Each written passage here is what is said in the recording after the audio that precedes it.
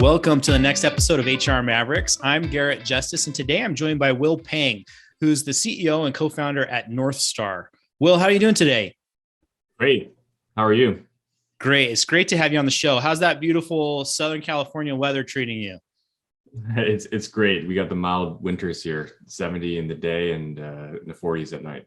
I know. I think those of us in colder climates are probably jealous of that this time of year. I'm looking out the window at just snow on the ground here in Utah. But hey, we are super excited to have you on the show today, and really excited to kind of leverage the expertise that you have to really talk about an important topic. But before we jump into that, tell our listeners a little bit more about your career background and also what your company Northstar does.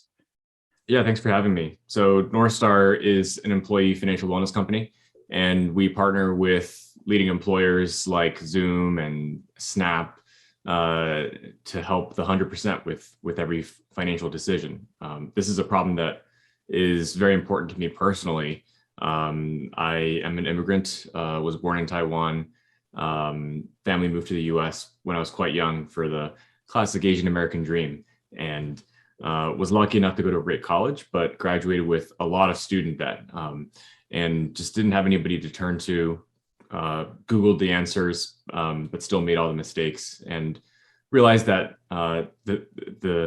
this problem is actually quite common, whether it be around student debt or other types of debt, or saving for the first time, understanding how to choose the right health insurance plan, all these different financial questions that are related to the employee experience. And we really wanted to democratize access to the financial best practices for everybody.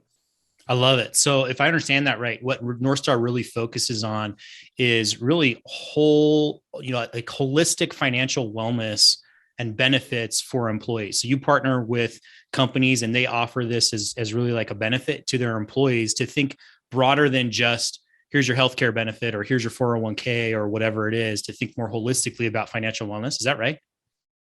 Yeah, exactly. It goes beyond just simply a coach or even a call center who you can talk to. It's about expanding the definition of financial wellness to include not just budgeting, but also debt management, investing, and kind of everything that is related to the ways that a financial plan can help people achieve their life goals. In many ways, financial plans are life plans, and I think it's really interesting to think about the ways that employment is the primary source of wealth creation for the majority of Americans.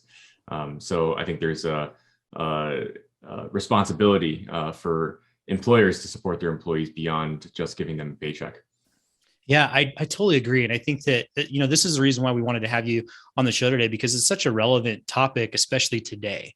We've seen it so much the last few years as, companies and, the media talks about the great resignation, and so many people are wanting more from their work environment, from their employers, and employers are being forced to think more about holistic employee experience, right? And how do you care for the employees? I know I've shared this on many episodes in the past, but one of the classic analogies that I really love is thinking about Maslow's hierarchy of needs applied to employees in the workplace, right? And so if you think about the bottom level employee needs, it's really about how do you make enough money to provide for your food and shelter and basic human necessities. And further up on the pyramid is things like fulfillment and culture and career advancement. And I think especially in a lot of, small businesses that might have a lot of frontline or deskless workers or even part-time workers, sometimes those people who are just starting out, maybe minimum wage,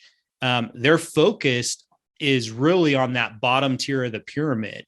And so that as employers, it's important to realize where your employees are at in that pyramid and help them continue to advance to kind of the next tier up that pyramid to really improve that employee experience. Yeah, and I think there's the cliche that money doesn't buy you happiness, but I think it does. And obviously there's more nuance to generalized statements like that. And to build on what you said, especially for those who are living paycheck to paycheck, which is a significant number of Americans. I think there was a statistic that was going around a few years ago that half of Americans don't have $500 to pay for an emergency. And Yeah. it's really difficult to not only have financial stability if you have uncertain or volatile income about when it comes in or how much you're going to be paid, but it's also really difficult to have emotional and mental well-being if you're constantly having to worry about kind of basic human necessities. So I think there's an increasing focus on how it's no longer enough to just give an employee a salary and hope that they can figure it out. I think there's not only a altruistic reason to support employees' financial well-being, but also a very practical reason that turnover is incredibly high in these current markets. Yeah, I totally agree. And so that's why I think this topic is so relevant, so interesting right now. So I'm excited to dive into this a little bit deeper with you, and specifically really around this idea of how personal finance and work benefits can be kind of unified together and how employers should be thinking about that today. So to really get us started further, in that discussion, tell us, you talked about this a little bit more, but tell us a little bit more about how Americans' financial stability has really changed over the past few decades. I know you've done a lot of research into this, right? Yeah, I mean, across the board, you can look at every single aspect of Americans' financial health, and the metrics are all going in the wrong direction. I haven't looked at the latest metric for student loan burden, but last I looked, the average balance was around $36,000. Mm-hmm. And this is obviously a more systemic problem outside of simply a personal finance problem. I think there's questions around the education system and kind of the private education system in particular to begin with. But myself included, this is my personal story, is that these people, so many Americans graduate with tens of thousands, if not hundreds of thousands of dollars, and with the promise of gainful employment and career trajectory. And a lot of people are just starting behind the starting line and having to balance that with contributing to their 401k, for example.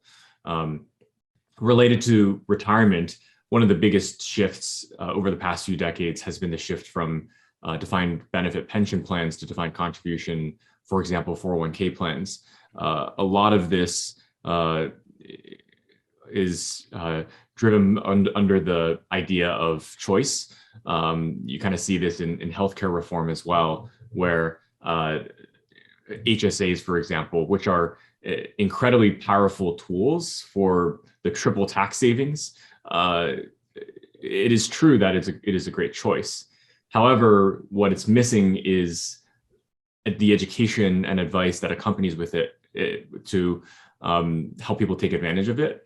And it also does not acknowledge the behavioral psychology challenges around utilizing benefits and tools like HSAs and 401ks, because you're basically telling the individual that they have to do their own work to understand what a triple tax saving even means, or how much should I put into my 401k each paycheck, especially if I'm living paycheck to paycheck, or I have an hourly job. It's really hard to plan ahead when your day-to-day forces you to think short term. I mentioned the amount of money that Americans have to pay for an emergency earlier. And there are issues around Social Security as well, perhaps not existing for even this generation or future generations for sure. And finally, obviously, the elephant in the room that has been in the room for so long is COVID, and it's impacted whole families. Many of our employer partners have done surveys and found that even if that company did not do layoffs, typically and oftentimes as high as 50% of families, including their spouses or partners, have been impacted by layoffs or pay cuts.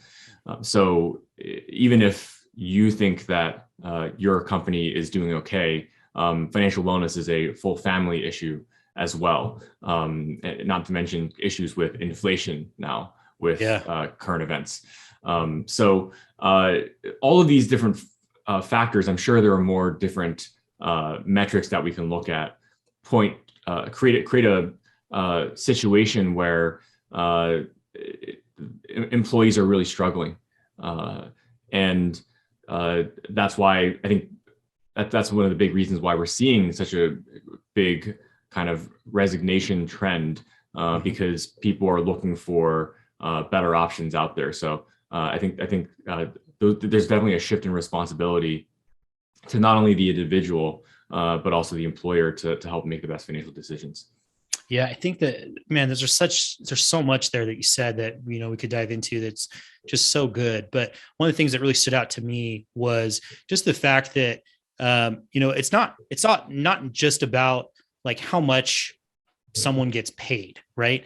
Like you think about those factors of many people are starting the workforce or even later in life have large amounts of debt, whether it's student loan debt or from other places. So they're, again, starting behind the starting line, like you said.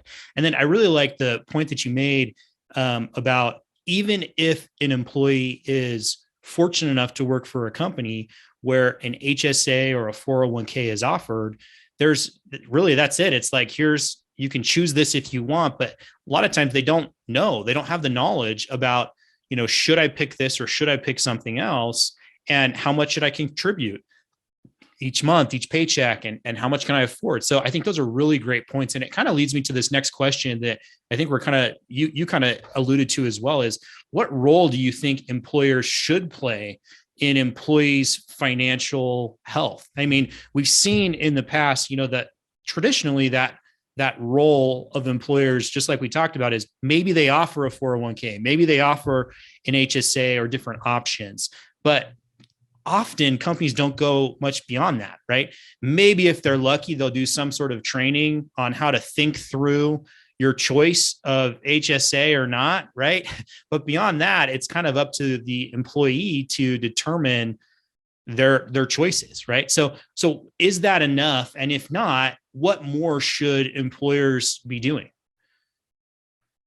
Yeah, it's a great question. And I think it starts with recognizing the diversity of backgrounds of employees. And this is a big part of leveling the playing field, is first and foremost recognizing the diversity. And diversity can be pretty broadly defined here. It could be different life stages. And with those different life stages come different life goals and financial obligations. Somebody who's has a family has a very different set of needs than somebody who has student debt coming out of college. The second is understanding kind of ethnic backgrounds and racial diversity, sexual orientation, gender. All of these have different factors as well that create more nuance to the ways that employers can support their employees financially. For example, it is actually quite common among immigrants to send money home to support their parents. And I saw this both with, we've done a number of presentations with employee resource groups, which are really great ways to facilitate discussions among about kind of diversity topics, not only for those populations, but also for allies.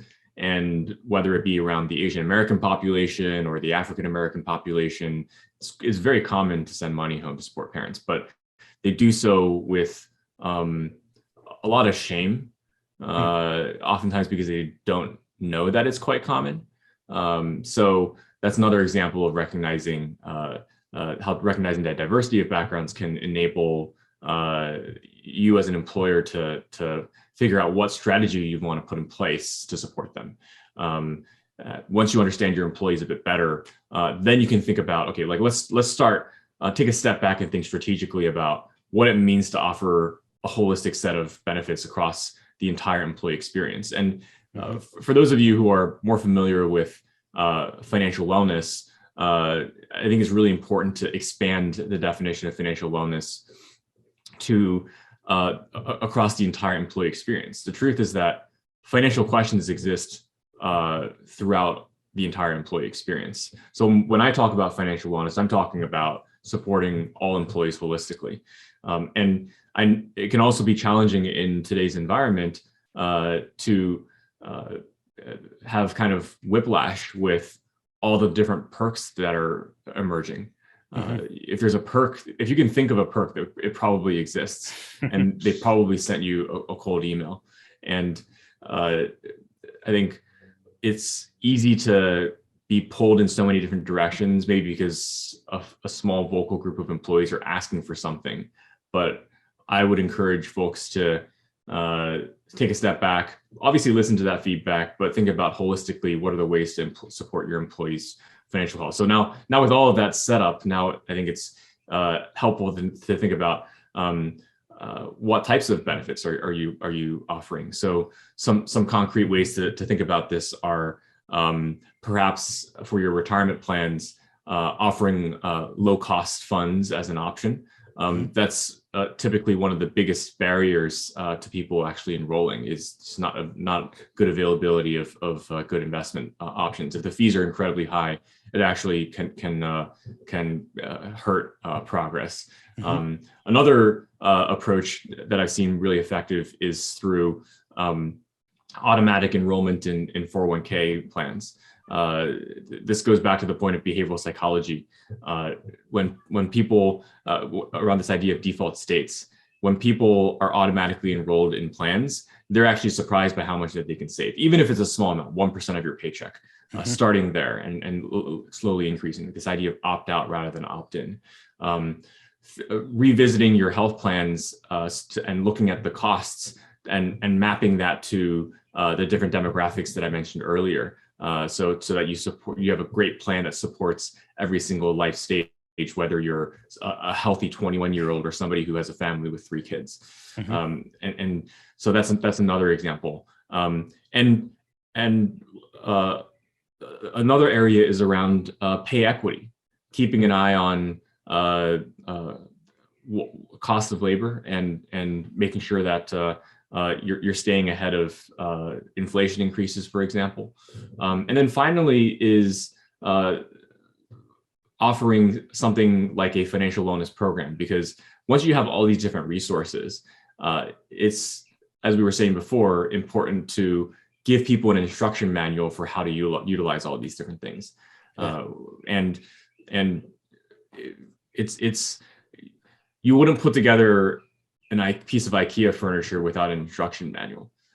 And so the same thing applies here, where it's not just about saying, here's a bunch of things, good luck, but rather we're actually providing you the resources to work with a financial advisor, for example. Yeah. And oftentimes, I think what I want to dispel here as a preconceived notion about financial advisors is that financial advisors are for everybody. They're for the 100%. But the reason why historically they have not been is because of the inherent cost structures of the industry. So financial advisors are really expensive because you're kind of limited by the number of hours in a day. So if you can pair that with technology like we have to help financial advisors scale, then you can provide that personalization, that personalized advice for how to utilize all these different sort of compensation and benefits that you're offering. And if you don't have that yet, then I think doing presentations to educate employees on these different topics and creating transparency across what it means to be compensated in this way, or what the benefits mean, will go a long way to helping employees feel supported, rather than be faced with these complexity of a bunch of point solutions under this guise of choice. Yeah. No, it's so good. And you have so many good ideas that you just shared there. The one thing I really want to ask and kind of follow up on, because I know there's probably some, small business owners out there who are thinking, maybe in the back of their minds, of course, I want to take care of my employees, but why do you think that it's really important that employers really go beyond the salary and retirement benefits and expand into some of these other things that you've talked about. What's the why behind that for you? Yeah, I mean, it's a combination of that altruism that you mentioned, and is really important to me personally, and hopefully more and more employers believe that to be the case. But obviously, we as business leaders need to make an ROI case as well. What does the impact of this look like? And first and foremost is, you mentioned the Great Resignation. It's important to remain competitive in a talent war. It's incredibly costly to replace employees, especially those with a lot of institutional knowledge. And making sure that your employees feel supported financially is one of the biggest ways that you can solve one of the biggest reasons that people leave their jobs is because of financial issues, in search of a higher salary. They don't feel like they can make progress on their personal lives by working at a company. So by getting ahead of that, it's actually quite a small investment relative to the cost to retain employees. And if anything, you learn more. You are part of conversations. You have information to help you course correct, rather than it being kind of this binary outcome of like, I either work at this company or I quit the company. Yeah. That's probably the most important way. And the other is related to how productive people are, especially if your employees are living paycheck to paycheck. That's an incredible mental and emotional burden. Financial wellness is inextricably linked to mental wellness. And sure, we can offer access to therapists and counselors, which I'm glad is becoming more of a norm, not only for us to talk about it, but for us to support it. But one of the most common causes of anxiety and mental health issues is money.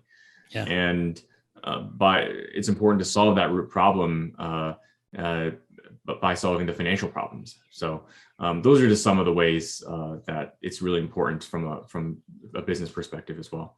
Yeah, I love that. And I think that there's a solid business case for it, with regards to retention and, employee experience, which you talked about. But I also like the fact that you mentioned kind of the altruism there. I think that a lot of business owners in general, started businesses because at least part of them wants to help the lives of others, whether it's take care of their own family, but also expand that beyond others. And I think that, business leaders have an awesome opportunity to really bless the lives of so many different families of their employees that kind of come under that umbrella of employment within the company. So I like the idea of thinking more holistically about it. So, the next question I have for you, Will, is really around, these especially smaller companies that might not have huge teams of people who can really like look into this and figure out the best thing to do and train employees. I mean, we have so many listeners that are the one-person HR team. So it's a small business owner and a one-person HR team. So companies like that, how do you recommend that they get started in, number one, not only helping employees understand their total compensation and benefits, and number two, really supporting those employees' financial health even better? Yeah, it's a great question. And I recognize a lot of the challenges that HR leaders face of all different team sizes in helping employees understand their total compensation and benefits. It's first and foremost, time is a big issue. Second is expertise, having the knowledge to give financial advice. This is an example. I had an HR leader told me recently that one of their employees asked them if they should buy a house.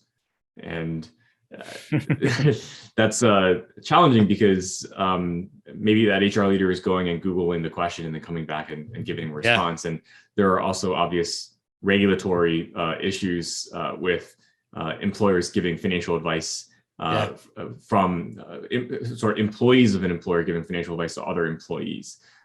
So to kind of address all of those things, we kind of have this framework that we think about, the 3 A's. It's awareness, advice, and action. And when you think about communicating common benefits or total rewards in that way, it does help. Where first and foremost is how do we share information about these benefits to our employees in an effective and scalable way. But not only that, the next level is how do we provide that personalized advice at scale? So many solutions are one size fits all, and you're kind of just trading off between the two.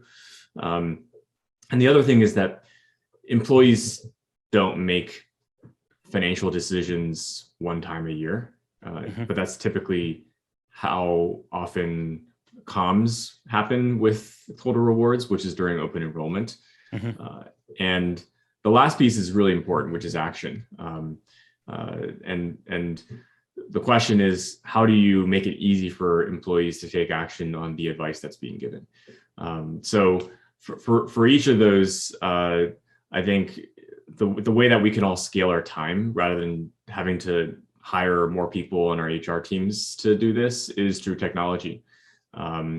There are tools like Northstar around financial wellness, but there are also, I'm seeing a resurgence of tools like a total reward statement. And the main innovation with total reward statements to improve on the past criticism or perhaps failure of total reward statements is layering on advice on top of that information. So it's not just about the awareness of those total rewards, but it's advice on how to best utilize them. Why is this relevant to my personal financial situation? Can I work with an advisor, a third-party advisor who understands my company's benefits in and out so that I can basically delegate to them as an extension of my team, don't have to deal with regulatory issues because I've passed on that to the advisor. But this advisor also builds a relationship with the individual employee. So it's a really great balance between the two in a way to support employees. And this can either be on a one-on-one relationship through a platform, or it could be starting small and starting with presentations and office hours that you do with your teams. And that even is a huge impact. When we do office hours, those meetings are booked up almost immediately. So there's usually a huge demand for that. And one of the questions I often get is, well, like, do my employees need financial advisors? They're not asking for it. Well, what I would point to is the volume of questions that go to you as an HR leader. And that to me is the greatest indicator of need for financial advice. So what I would say is that just because your employees don't ask for a financial advisor, it doesn't mean they don't need financial advice. Yeah. Those are some of the ways that we think about helping employees understand the total compensation and benefits, because you're layering it on top of people's financial plans, not just about saying, here's a benefits booklet and good luck. Yep. I love it. I think those are excellent tips. I love the 3 A's there. So awareness, advice, and then action. And I think sometimes, just like you mentioned, they might not be asking because they don't have that awareness piece yet. Right. And so it's really starting at the beginning there. So Will, this has been an awesome conversation. I would love to just keep talking to you all day about this topic because it's so fascinating. It's so impactful for every business, I think. I know we're about out of time. So really, really want to thank you for taking the time to share some of your knowledge with our listeners today. As we kind of wrap up here, the last question I have is really, what's one thing that you think our listeners could and should do this week to improve their HR people functions? Yeah, there are a couple things. One thing is related to the financial wellness topic, perhaps a bit tangentially, but I believe very much in creating organizations that provide certainty and transparency around your current role and your future at the company. And so the 2 ways that I think are really impactful are transparency around leveling and pay, creating equitable pay levels, and transparency around what it'll take from a performance perspective to get to the next level. And that obviously influences people's financial wellness. They can see a future in achieving their financial goals, rather than seeing resigning as the only way to achieve their financial goals. So it's not just about paying your employees well, it's about clarity of what the next level looks like. And then related to that, I mentioned performance, is that oftentimes we promote our people into roles that they're not equipped to do. One of the biggest transitions is from as an individual contributor to a manager. And so I believe very strongly in providing proactive coaching for individuals and teams. One example of one that we've done recently that's been really impactful is how to give feedback that is specific and precise, but also how do you balance kind of kind and direct. So those are a couple suggestions that I have, somewhat related to improve not just people functions, but also the employee experience. I love them. Excellent tips. So, Will, thank you so much again for being on the show today. If there are listeners that want to get in contact with you, if they have follow-up questions or learn more about Northstar, what's the best way for them to do that? Yeah, our website is northstarmoney.com. Would love to hear from you all. Awesome. Will, thank you so much. Hope you have a great rest of the day. Thanks for having me.